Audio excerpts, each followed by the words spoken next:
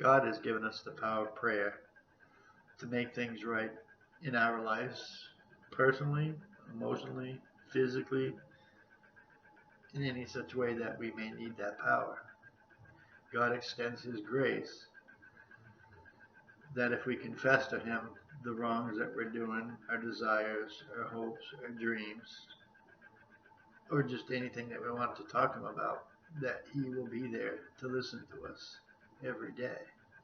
He wants to hear what you have to say. He knows what you have to say before you even approach Him in prayer. But the key is He wants to commune with us. He wants to hear from us. I'm a sinner. I'm a pastor. I am called by God to share His message to whoever may listen to His message. I have made mistakes. I have sinned. I have sinned as recently as a week ago. It just so happens that I'm human. We're all human. I have gone through trials and tribulations.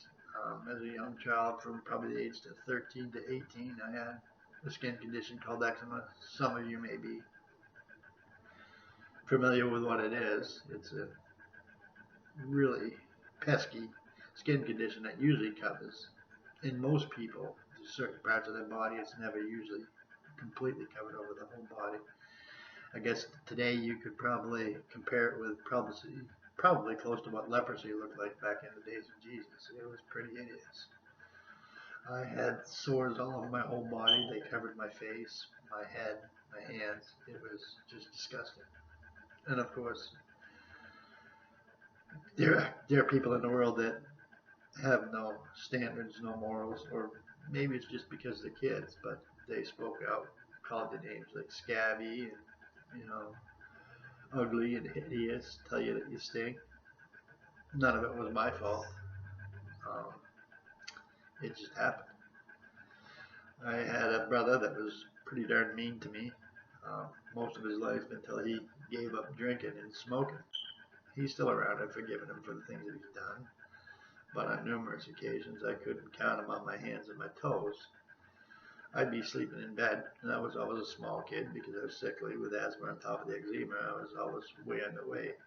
He was a big boy, and most people that knew my brother would agree that he was a big boy. But he'd come home from when he was drinking, smoking, drugging, nights out on the town, and I'd be sleeping in my bed, and he'd just walk in and start beating on me for no reason. Probably anger, probably jealousy, and probably surely some of it was because of the influence of alcohol. I wasn't a good boy. I mean, a lot of people tell you that. I did my share. I beat up kids for no reason. I picked on people for no reason. I guess you could say maybe that's just because kids will be kids. But anyways, it's still not nice to the person that is on the receiving end of such hatred, thoughts, and actions. I was molested as a child on a few occasions. I'm not going to get into big detail about that, but it's a fact of my life. Luckily, I have God that I can get on my knees and pray to Him and tell Him things that He already knows, but He wants to hear from me.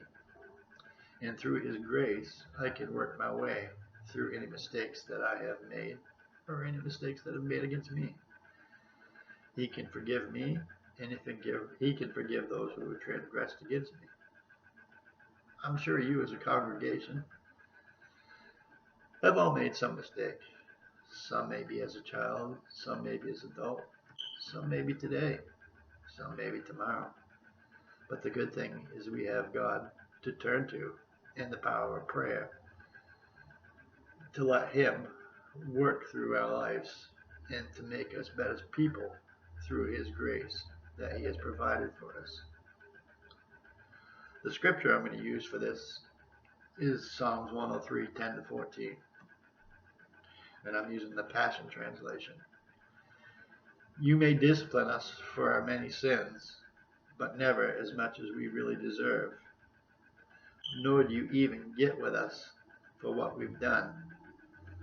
Higher than the heavens That's how high your tender mercy extends.